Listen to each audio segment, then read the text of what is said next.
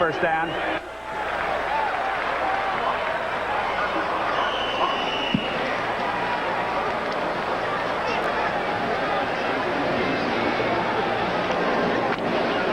So Brown, the offender, and it's 1st and 5 now at the 38.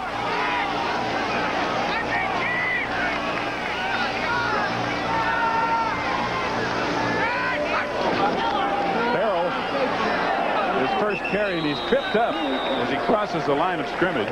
Andre Waters, a strong safety with good penetration, got him behind the line. You know what they're doing too, Steve? They're bringing the tight end, putting him in the backfield and sending him in motion. And the reason they're doing that because they don't decide where the strength of the formation is until they find out where the tight end is. I'm talking about the Eagles. So they line up in one defense. When the motion starts, they have to switch to another defense, and they're trying to create a moment of indecision on the part of the Eagles. Farrell again with very short yardage. He may have gotten to the 45 before he was pushed back. Al Harris leading the charge. Wes Hopkins, who is just like a linebacker, number 48. He's one of the great safeties, weak safeties in the National Football League. But watch him come up here and make the hit. Comes in there a little late, but he's right near the line of scrimmage, and when he's up there that tight, we can look for play-action passes behind him because he's very aggressive and very eager to make the tackle close to the line of scrimmage. 1st and 10. Jordan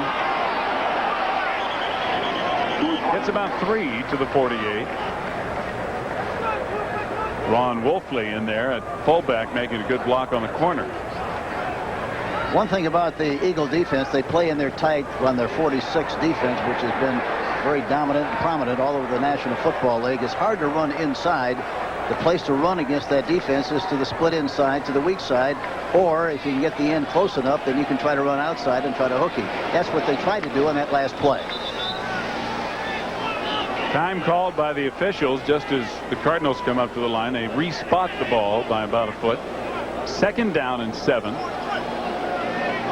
Just inside the Cardinals 48, and they get a fresh 30.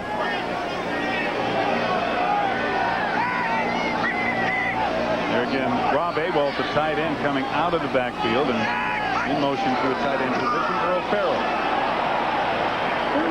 gets about 4 across midfield to the Philadelphia 48. Reggie White, number 92, and Wes Hopkins, 48 on the stop. You know, the thing that impresses you about this Cardinal team is the fact that they really come after you. They play hard. They've got a great attitude watching them practice. They don't have their daubers down about what their season has been like. They're very realistic about the injuries, but they all feel that, you know, we can't do anything about what we can't control. That's ancient history, and we've got to just do the best we possibly can and somehow, some way, try to find a way to win this game. One of the things that Gene Stallings works hard to instill is character, and it has shown in the way the Cardinals have played amid all the injuries and problems they've had. 3rd down, long 2.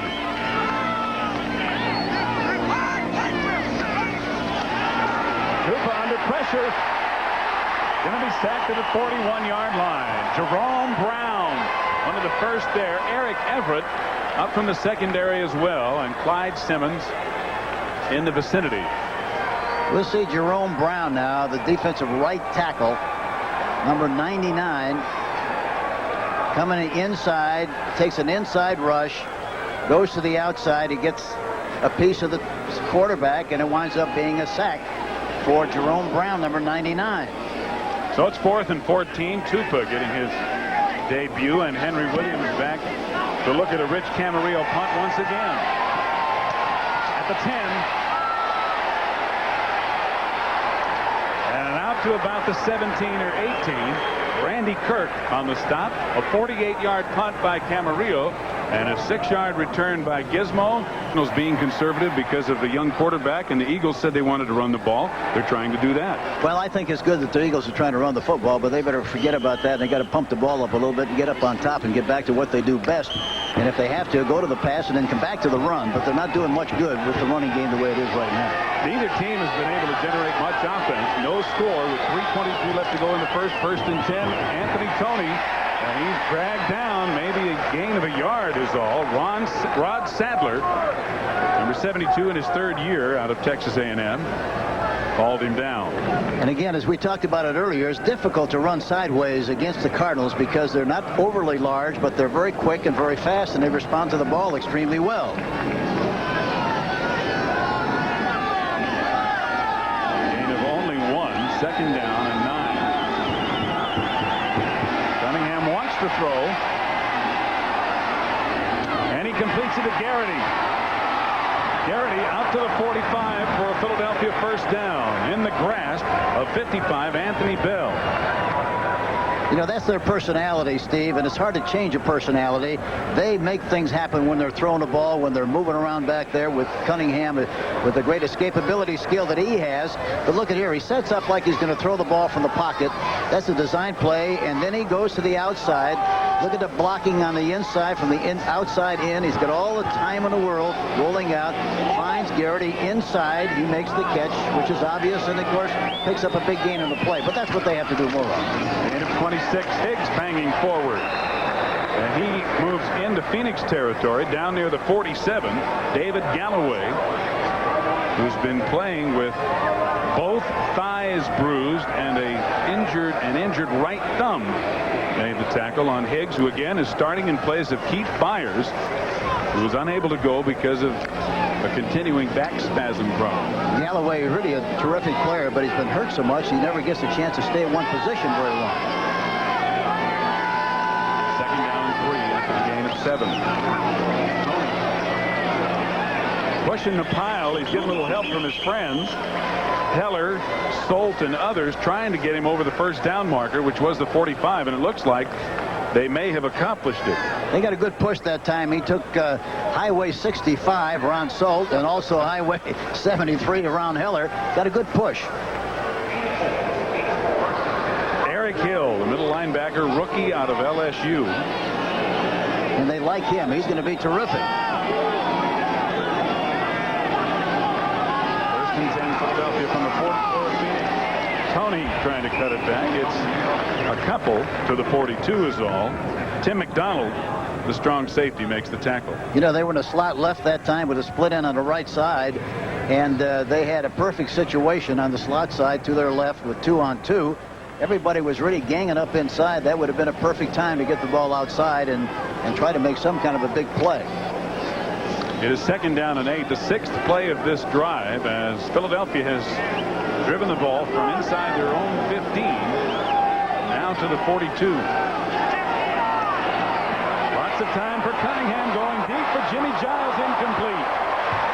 Just off his fingertips as McDonald had the coverage on Giles, who's starting in place of Keith Jackson.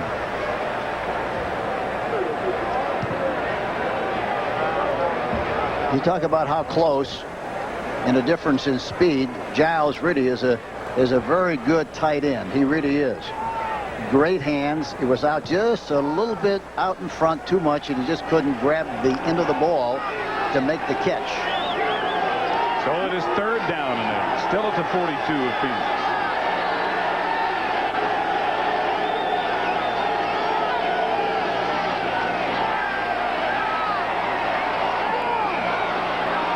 Intercepted. Picked off by Michael Downs. Downs to midfield.